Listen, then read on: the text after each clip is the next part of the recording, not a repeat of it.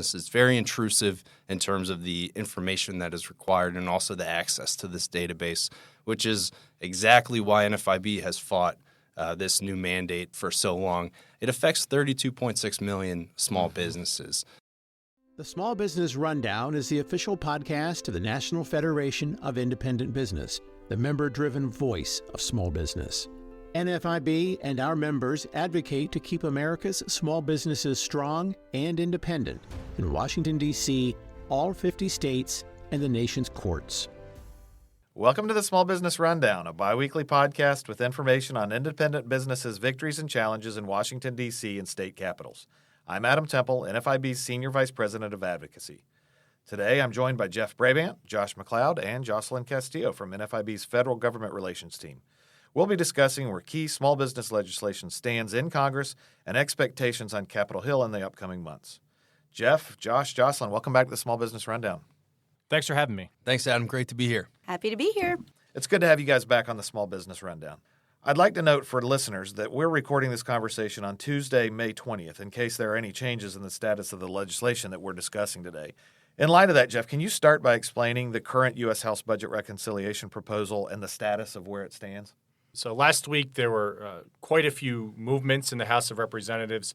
The House Ways and Means Committee, which is the committee that deals with taxation, moved a tax bill, which for small business owners was a huge win through committee last week. That went over to the House Budget Committee. Now this gets real mundane in the process, but this is how the whole process works. You go from the Tax Committee to the Budget Committee, which moved over this weekend over to the Rules Committee, which is the last step before we get a big vote on the full House of Representatives. So there are some significant policy wins for small business owners in the draft as it is written today. Those include the 20% small business tax deduction, NFIB's number one legislative priority, which expires at the end of the year, which would represent a tax increase on 33 million small business owners.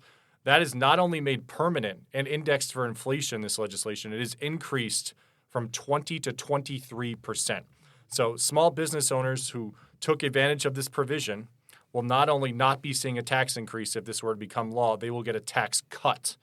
Other big wins for small business owners, the individual or marginal rates, which most business owners pay because they're pass-through businesses paying those individual rates, those will not go up next year. Those will be permanently set where they are and avoid a tax hike there.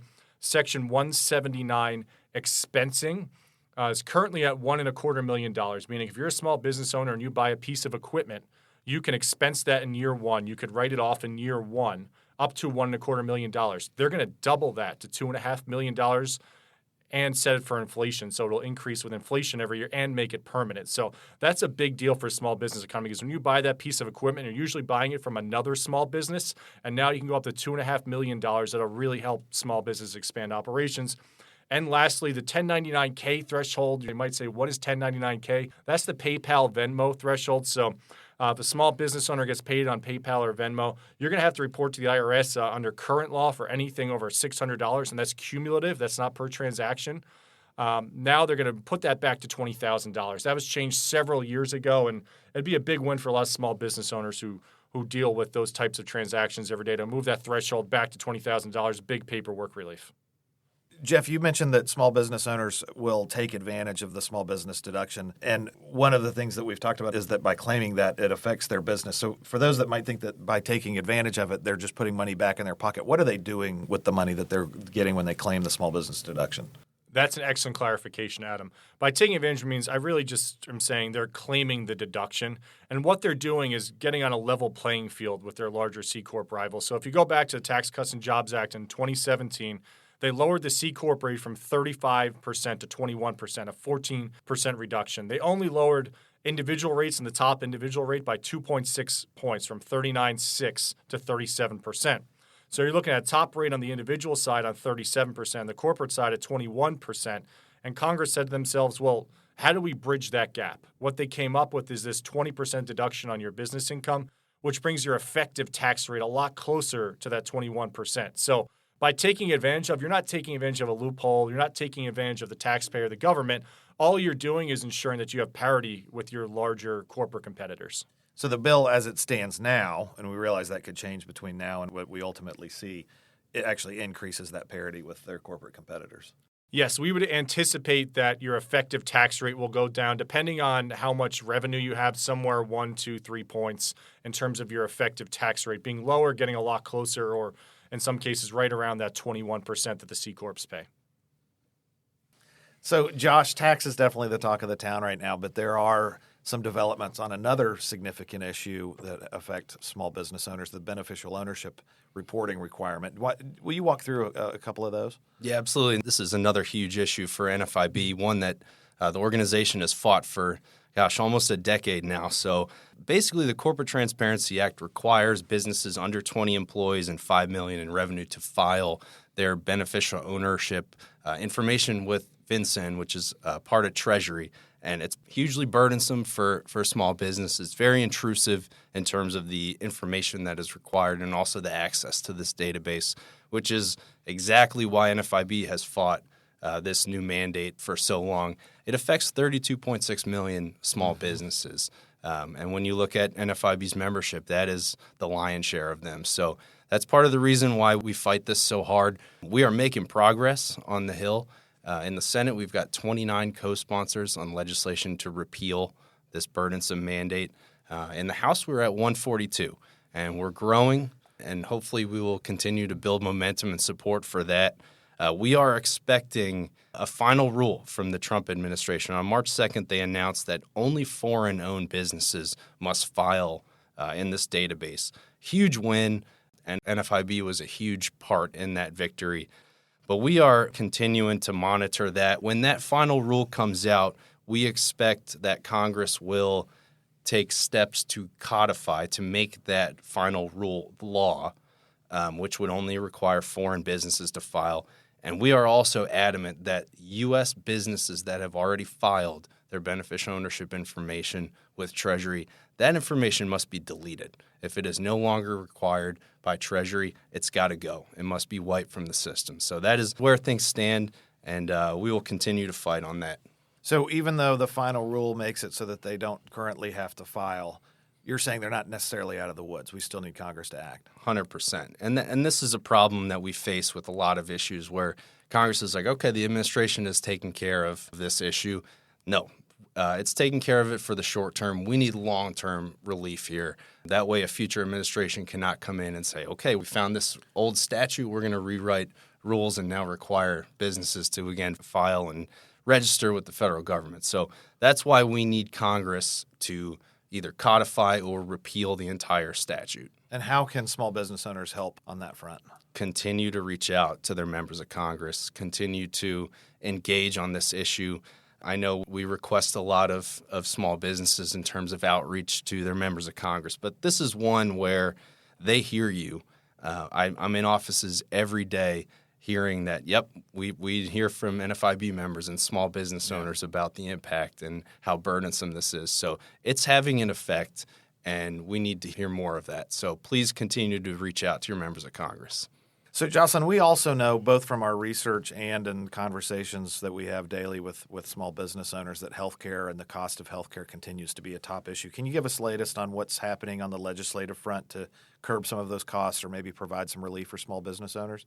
Absolutely. And look, the reality is that this has been a challenge for nearly 40 years, and it's just become a crisis lately. And we are cautiously optimistic about some of the changes and the possibilities that we're seeing this year. For instance, what we call the One Big Beautiful Bill, or this tax reconciliation package, has an immense amount of incredible tax provisions. But in addition to that, it has really good healthcare policy that could make healthcare more affordable for small business owners. We're talking about tax-free reimbursements for employees' health plans, a brand new tax credit for businesses that offer coverage up to $1,200 per employee, and expanded health savings accounts, just to name a few things. More services. You can even use some of these accounts for wellness, gym memberships.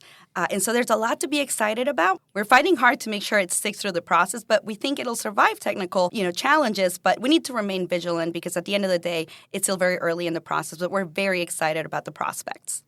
Outstanding. Thanks, Josselin. Now we'll take a short break. NFIB's Small Business Legal Center provides monthly webinars with resources and information on all things small business. Hear from a variety of expert guests on topics including taxes, healthcare, finance, marketing, and more. You can watch the NFIB Small Business Legal Center's webinars live the first Wednesday of every month at 12 p.m. Eastern. Our library of past webinar recordings is also available on demand. You'll find both upcoming and on-demand webinars available at nfib.com/webinars. Welcome back to the Small Business Rundown. Jeff, as we talk about the tax bill in particular, what should small business owners expect in the next couple of months? This is going to be a process, and we talked about the tax bill before and the number of wins that small businesses currently have in the tax bill, but we're a long way from getting this over the finish line. I think we are very well positioned as a small business advocacy organization. Small business owners are in a good place today, but this bill still needs to pass the full House of Representatives, hopefully soon here. Once it passes the House of Representatives, it's going to get sent to the Senate. And if there's one thing I know about the U.S. Senate, it's that the U.S. Senate does not like to get rolled by the House, and they will put their stamp on this bill. Whether those are minor changes or significant changes, it's unclear at this point, but we're going to remain diligent in the process to make sure all the small business wins remain. If the U.S. Senate changes it, it's going to go back to the House. The House will then vote again. Eventually, then it would then go to the president. So there are a number of steps here. I think we're getting close. I think we can start to see the light at the end of the tunnel, but small business owners, members of Congress still need to hear from you to make sure this gets over the finish line. Thanks, Jeff. Josselin, what do you think the future holds? Well, Adam, for healthcare specifically, which has been such a challenging issue for our members, I feel very hopeful. I believe this is the single greatest window of opportunity we have had in a very long time.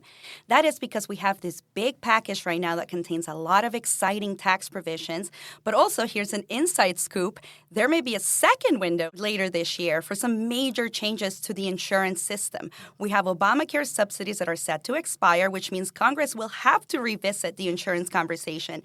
And that will be our shot to push for more tools and more flexibility, things like AHPs, letting businesses band together to buy insurance across state lines, and bringing back affordable short-term coverage options. So bottom line, the tide is turning, and we're not just watching, we're in the ring, making sure small businesses have a seat at the table. So plenty of opportunities left on the field. That's great to hear. Josh, anything else? Yeah, we mentioned that there was an interim final rule on March 2nd for BOI. We're expecting a final rule anytime in the next few months. So once that happens, hopefully we will have action from the Senate Banking Committee and the House Financial Services Committee. Those are the committees in Congress of jurisdiction. And hopefully we can move this process along and get some long-term relief for small businesses. But that is exactly why right now small businesses need to be contacting their members of Congress and stressing the urgency for either repeal or codify what the Trump administration has done. Absolutely. Aside from the issues that we've been talking about today, are there any others that have crept up in the last couple months that are worth bringing up? Yeah, absolutely, Adam. We continue to hear from small businesses about the impact of high energy costs on their businesses, and we are certainly aware that that issue continues to percolate.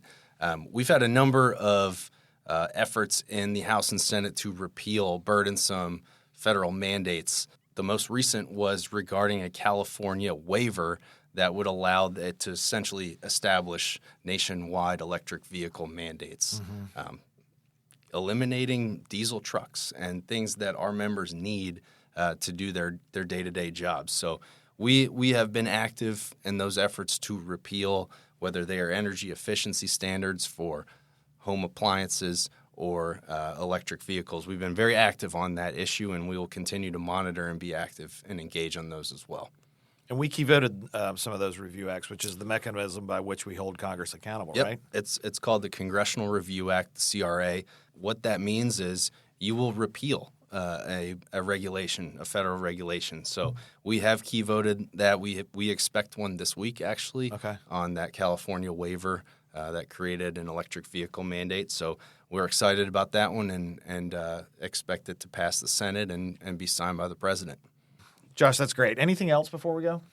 Adam, a couple other things we're really tracking closely, and there may be a vote even sooner rather than later on this. This is the Credit Card Competition Act. This is the issue. If you're a small business owner and you accept credit cards, you're probably acutely aware that swipe fees are a major problem for you. We basically have a market where there's a duopoly with Visa and MasterCard running the market. There are anti-competitive practices being used so that business owners continue to see increases in swipe fees every year. What we're looking at is trying to inject competition into this anti-competitive market, require a little more competition because our members have to compete every day. Small business owners have to compete every day for business. We think the big banks and credit card companies should have to do the same. And we might see an amendment vote on that in the near future. We'll be tracking that closely. If it happens, it'll be a key vote. So if you're one of those small business owners that's fed up with swipe fees, make sure to contact your member of Congress and tell them to support the Credit Card Competition Act, or go to NFIB.com and fill out an action alert. Another issue, right to repair. If you're a small auto repair company, you probably are very familiar, or you're just an American who's tried to repair your car and you have to go to the dealership for certain things, and because private repair shops don't have access to get into your car's computer. So we're working on legislation called Right to Repair legislation that will require them access so anyone can fix your car to bring down costs there. And lastly, there's always a host of bad ideas out there considering new labor and employment mandates that we're keeping a close eye on and making sure that our members aren't burdened with. And speaking of contacting Congress, links to take action on the tax relief, BOI reporting, and healthcare issues, among the others that we discussed in this episode, will be in today's show notes. Well, I thank you all for taking a couple minutes to talk to us about the latest issues that we're dealing with in Congress and how they impact small business owners, and keep up the good work. Thank you, Adam. Thanks, Adam. Thanks for having me, Adam. As we've said before, the best way to urge congressional action is by sharing your story on the impacts of these critical issues. If there's anything you'd like us to cover on the podcast, please don't hesitate to send us an email at podcast@nfib.org. And now I want to thank you, the listeners, for joining us on today's Small Business Rundown. We'll be back every 2 weeks bringing you news and analysis from Washington, D.C. and state capitals so that you, whether you're a business owner or a supporter of one, can continue to blaze a trail. The Small Business Rundown is brought to you by NFIB, the voice of small business. You can find us at nfib.com and on Twitter, Facebook, Instagram, and LinkedIn.